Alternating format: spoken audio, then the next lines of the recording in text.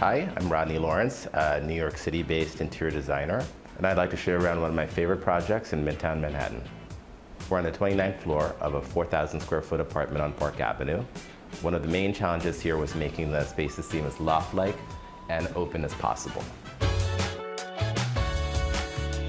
The entry sets the mood for the apartment, an interplay of interesting materials, textures, and colors.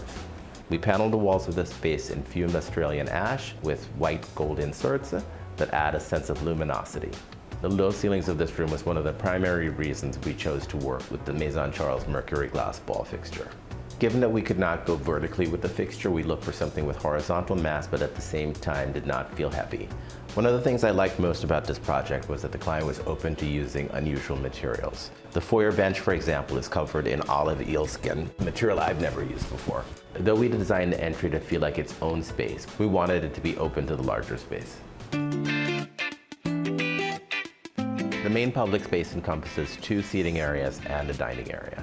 2 of my favorite things in the seating areas are the coffee tables. One coffee table is 600 pounds of optical crystal, the stuff camera lenses are made from, and the other coffee table is slabs of semi-precious stone. On this side of the room, the sectional sofa is upholstered in charcoal velvet. I love the embroidered glitter of the toss pillows against the smooth silk of the sofas. For the sofa in the second seating area, we deliberately picked a more structured and sculptural form. Though the front of the piece is beautiful, the back is where it really shines. For the dining room, we specifically chose this Lindsay Edelman fixture because of its asymmetrical form.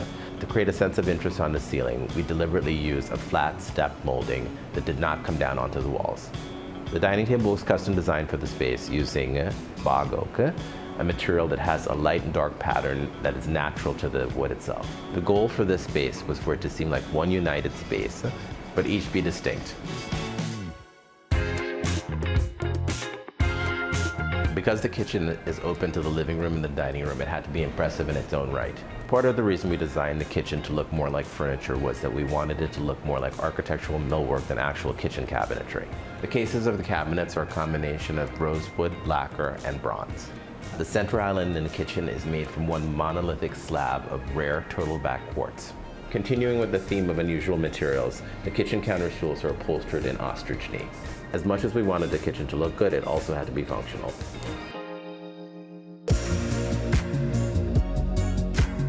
In the hallway to the primary suite, there's a hidden surprise between the leather-paneled walls. Obviously, you can never have enough storage.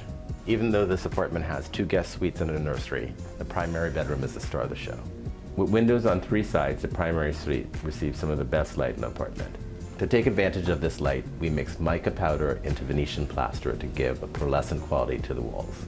Since we only had 1 wall for the bed itself had to be dramatic on its own. The bed frame is a combination of mahogany and back-painted ribbed glass. The doors on the side tables are covered in iridescent leather, and I especially like the double shade on the table lamp. And the primary bath is no less impressive, with 4 book-matched pieces of cloud onyx framing the tub, and a rock crystal chandelier hanging over it. For me, the best part of this project was playing with unique materials and finishes. Thank you for visiting my version of a loft on Park Avenue. Before you go, let us know if you enjoyed this video. Drop us a like and subscribe.